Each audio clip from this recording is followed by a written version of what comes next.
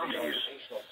At 4:53 p.m., a severe thunderstorm was located 3 miles southwest of Nickerson, or 4 miles north of Fremont, moving south at 15 miles per hour. Expected hazards include 60 miles per hour wind gusts and quarter-size hail. This is a radar-indicated threat. Impact, hail damage to vehicles is expected. Expect wind damage to roofs. And number 1 for Des Moines. Head for Des Moines. Southwest winds around 10 miles an hour, becoming north after midnight. Chance of rain 40%. Heat index values up to 115 early until midnight. Saturday, mostly sunny with a slight chance of showers.